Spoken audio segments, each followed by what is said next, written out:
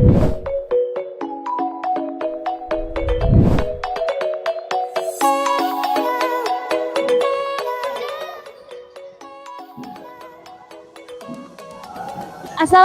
warahmatullahi wabarakatuh. Salam sejahtera bagi kita semua. Perkenalkan, nama saya Faikotul Hima. Saya adalah guru bahasa Indonesia di SMP Negeri 1 Bojonegoro.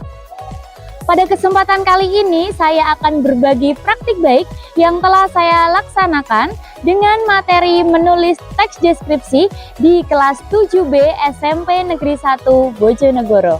Semoga menginspirasi dan bermanfaat.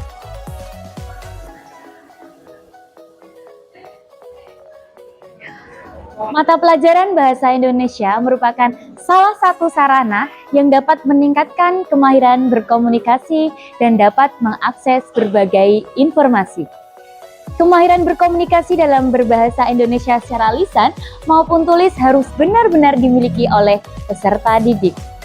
Oleh sebab itu, seorang guru berkewajiban untuk membantu peserta didik dalam mencapai tujuan pembelajaran yang telah ditetapkan. Salah satu penyebab rendahnya minat belajar bahasa Indonesia, terutama materi menulis teks deskripsi pada peserta didik, sebagian besar karena tidak adanya inovasi pembelajaran yang diperkenalkan oleh guru kepada peserta didik. Sebab setiap individu peserta didik saat proses belajar dan memahami terdapat latar belakang dan gaya belajar yang bervariasi.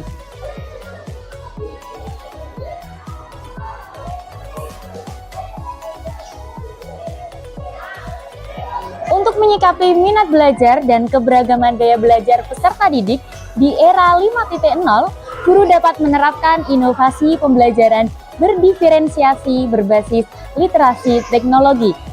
Dengan pembelajaran berdiferensiasi, peserta didik dapat belajar sesuai dengan gaya belajar, tingkat kesiapan, ataupun tingkat ketertarikan peserta didik terhadap sesuatu, sehingga dapat diharapkan muncul ide-ide kreatif pada peserta didik. Hal pertama yang saya lakukan adalah menyusun perangkat pembelajaran berdiferensiasi berbasis literasi teknologi yang dipadukan dengan model pembelajaran project-based learning. Assalamualaikum warahmatullahi wabarakatuh. Pada awal kegiatan pembelajaran, peserta didik berdoa dan menyanyikan lagu nasional. Guru mengecek kehadiran dan menyampaikan tujuan pembelajaran serta menyampaikan kebermanfaatan pembelajaran yang akan dilaksanakan. Lalu, guru mengecek semangat dan memotivasi peserta didik serta mengingatkan kesepakatan kelas. Selanjutnya, peserta didik diizinkan mengoperasikan gawai dan melaksanakan tes diagnostik kognitif dan tes diagnostik non-kognitif.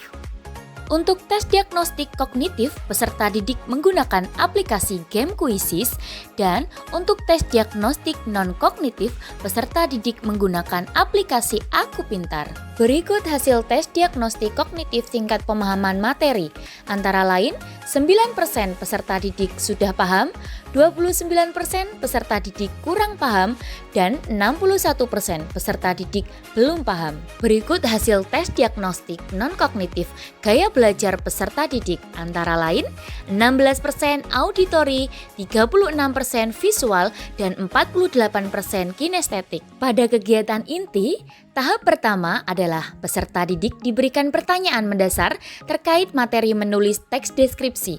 Kemudian, peserta didik menyimak materi yang ada di YouTube channel Faikotul Hima, serta membaca contoh teks deskripsi sesuai dengan gaya belajar masing-masing peserta didik. Untuk kelompok belajar visual, peserta didik dapat mengakses contoh teks deskripsi di web bufaikmengajar.framer.ai. Untuk kelompok auditori, peserta didik dapat mendengarkan contoh teks deskripsi di akun TikTok Faikotul Hima. Serta untuk kelompok kinestetik, peserta didik dapat membaca teks dengan cara bermain game paragraf acak yang sudah disebarkan di beberapa sudut di dalam kelas. Tahap kedua yaitu mendesain perencanaan produk. Peserta didik diberikan kebebasan dalam membuat produk teks deskripsi, antara lain bisa berupa vlog, pop-up, poster, dan lain-lain dengan tema wisata lokal Bojonegoro.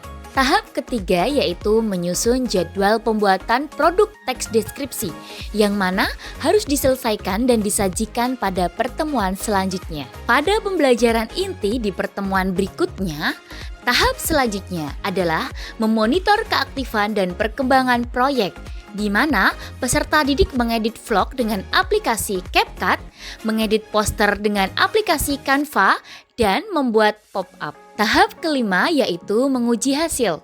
Peserta didik menyajikan hasil produk teks deskripsi di depan kelas, serta kelompok lain memberikan komentar dengan santun. Pada tahap terakhir yaitu evaluasi pengalaman belajar, di mana guru memberikan umpan balik terhadap peserta didik yang telah melakukan presentasi. Pada kegiatan penutup pembelajaran, peserta didik melakukan refleksi pembelajaran dengan metode 4P, yaitu peristiwa, perasaan, pembelajaran, dan perubahan. Berdasarkan hasil yang diperoleh dalam penerapan inovasi pembelajaran berdiferensiasi berbasis literasi teknologi di era 5.0, dapat disimpulkan bahwa pembelajaran tersebut efektif diterapkan untuk menumbuhkan semangat dan keaktifan peserta didik dalam proses pembelajaran yang bermakna. Assalamualaikum warahmatullahi wabarakatuh. Perkenalkan, nama saya Aisyah dari kelas 7B. Di sini saya akan memberi testimoni tentang pembelajaran hari ini. Pembelajaran hari ini sangat menyenangkan dan seru sekali, sehingga membuat siswa aktif dalam berpendapat dan berdiskusi. Terima kasih. Wassalamualaikum warahmatullahi wabarakatuh. Assalamualaikum warahmatullahi wabarakatuh.